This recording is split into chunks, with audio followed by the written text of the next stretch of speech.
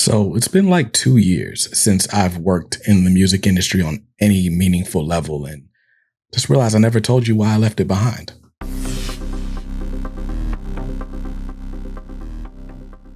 What's up, guys? I'm Brandon. I run a company called KDMR Music, and this channel, which used to have that name, but is now known as Master Music Marketing. I started this channel nearly 10 years ago in 2016 after already having a career in music for 5 years, going from being an intern at Ninth Wonder's independent record label, Jamla Records, and then being an artist manager and consultant. I started this YouTube channel with the goal to just educate artists about one, the inner workings of the music industry, like how different deals and like publishing and stuff like that works.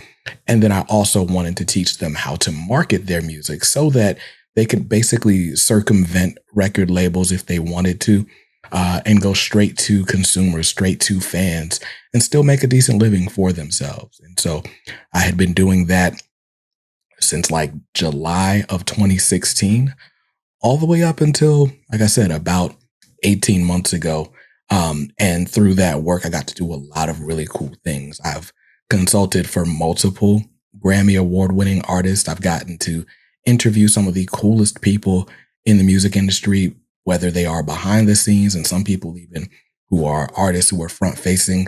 I got to work at a sound design company and assist with promoting sample packs that also ended up winning Grammys. So I got to do a lot of really cool stuff, but I did end up just kind of leaving all of that behind. And I just realized I never told you guys why. So we could take a little bit of a time traveling trip because I always wanted to work in the music industry. From the time I was like a little kid, I wanted to play the piano. And then when Usher's Confessions came out and like Chris Brown was all the rage, I thought I was going to be like the next R&B sensation, except I couldn't sing. So I started rapping and making beats. I just always wanted to be around music. And so when I got to college, that's when I really kind of started taking things a little bit more seriously. I did some promotional work for, a concert promoter. I got to do an internship at Ninth Wonder's Jamla Records. And then I started up my artist management firm, the same company I'm talking about now, KDMR Music. The way the company was supposed to run, we had a management firm, we were a record label, and then we also did consulting and marketing, like kind of one-off projects for different artists, businesses, and things like that, to give everybody a leg up in the music industry. So we kind of treated it like the baseball concept. Maybe you're not ready for the major leagues. Maybe you're not ready for us to finance a studio recording, but we can do like the farm talent as like the management deal, right? Send you to the minor leagues and then call you up to the major when you're ready. And if you don't want any of that, we did artist services. We know everything from graphic design, merch design, to like actual marketing and Facebook ads and stuff like that. So that was what KDMR Music does and did offer. And a major part of that ended up being this YouTube channel. This YouTube channel was the only way most people knew about the services we were offering. And so I was able to kind of flex my skills and knowledge and educate you guys about how music works, how the industry works. We talked about different deal points. There's over 200 videos on this channel teaching you everything from how to create an image as an artist to how to book live shows, how to put together a pitch, a cold pitch to someone you've never met before in the music industry.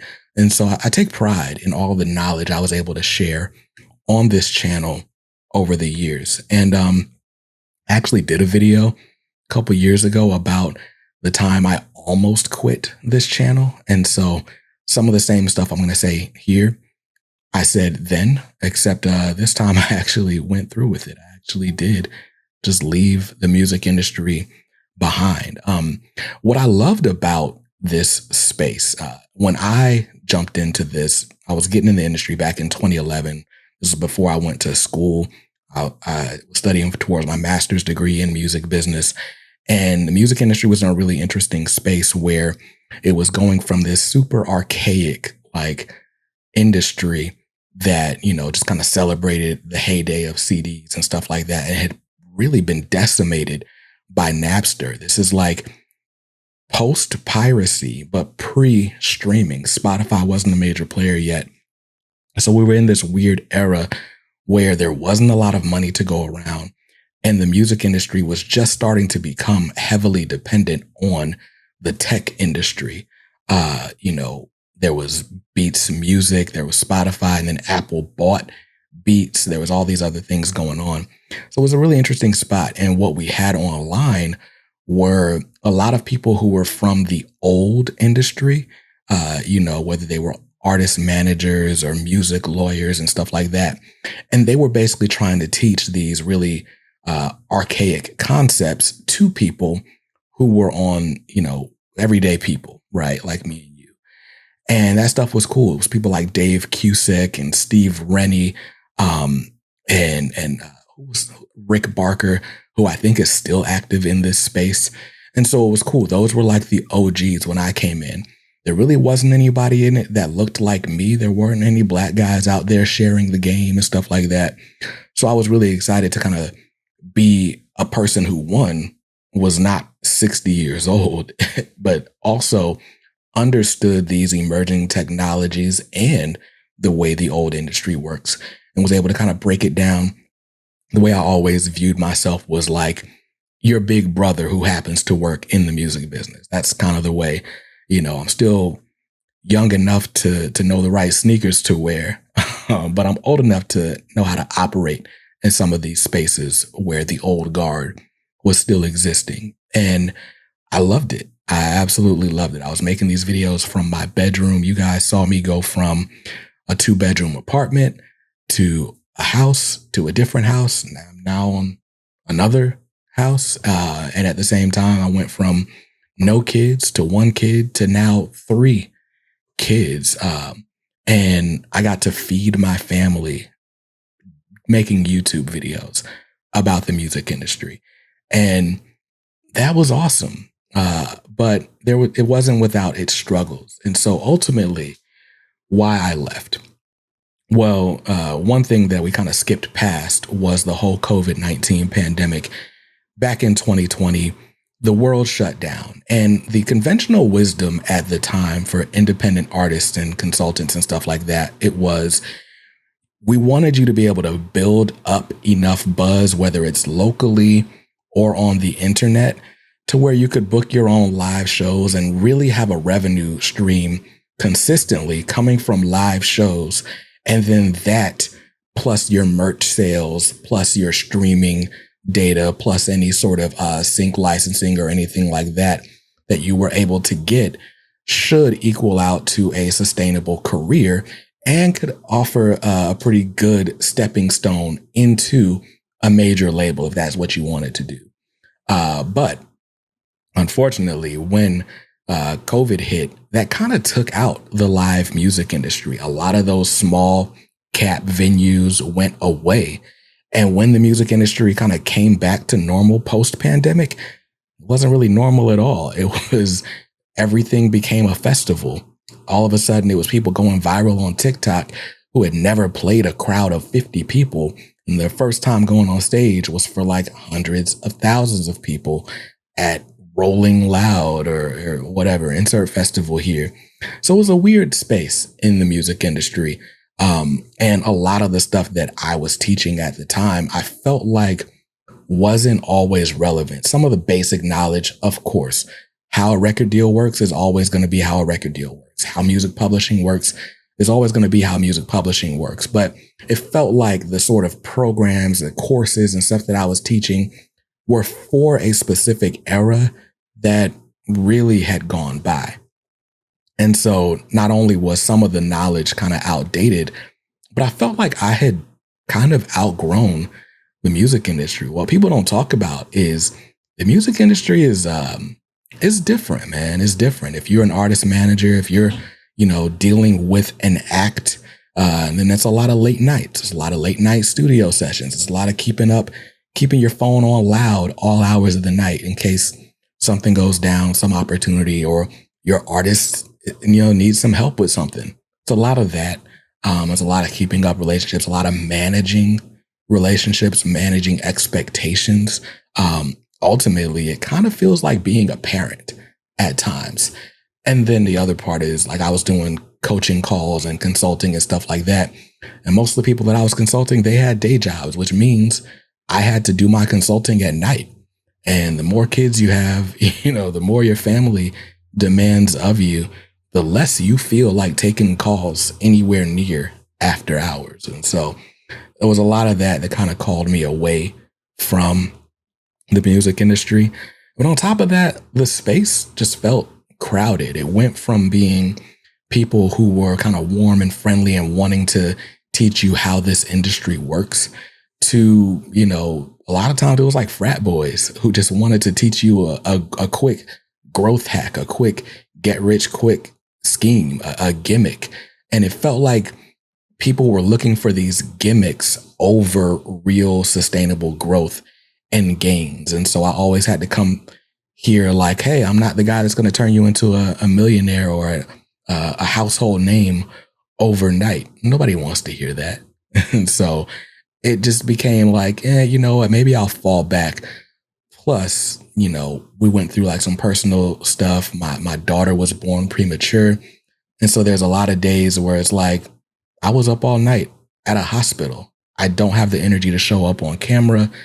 And so ultimately, 2021, 2022, I kind of left the camera behind and started to focus more on the private coaching and consulting.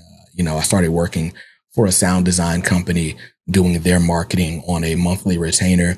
And I was like, you know what? This is cool. I can do a video like once a month, but I don't need it to be my bread and butter. I'll do this stuff behind the scenes and I'll keep doing that.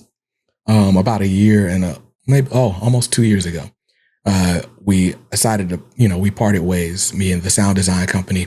But not before I did some really cool things. I helped them promote a lot of sample packs.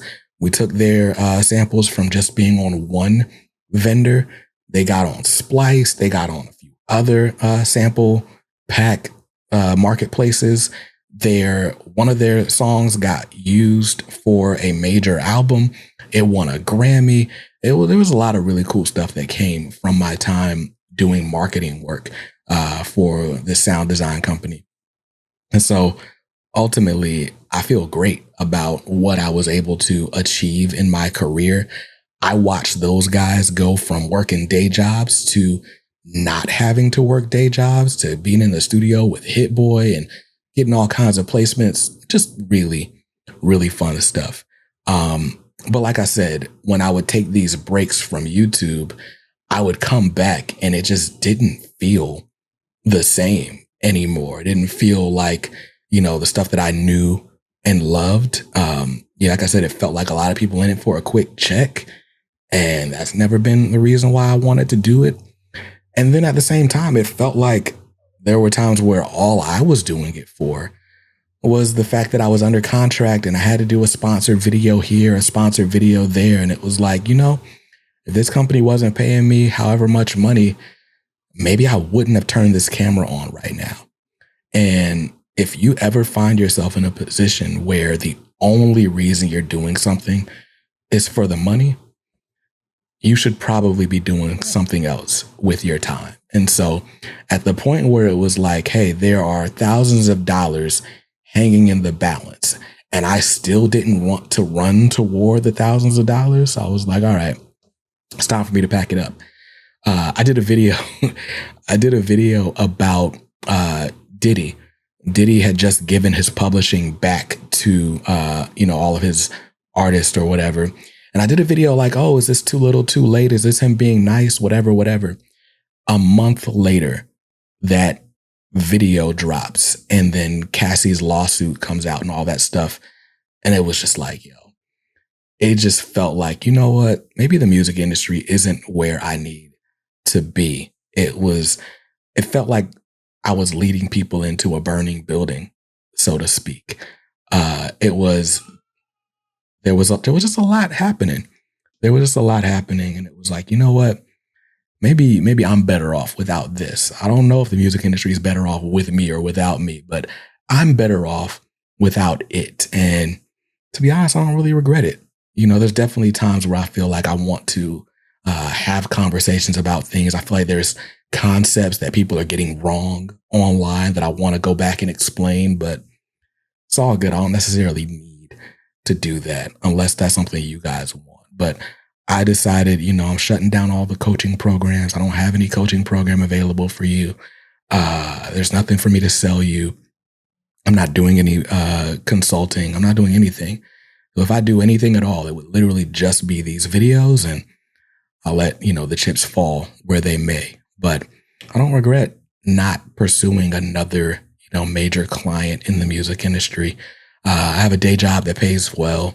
I have a family that is, always demanding more and more attention, and that I love hanging around. I don't miss sitting in this room in front of a camera, going to clubs, waiting for, my act to close out the showcase or anything like that. I don't miss any of that stuff. I'm honestly happy where I am. But yeah, that's why I left the music industry. And why maybe you should too. Just being real. Peace.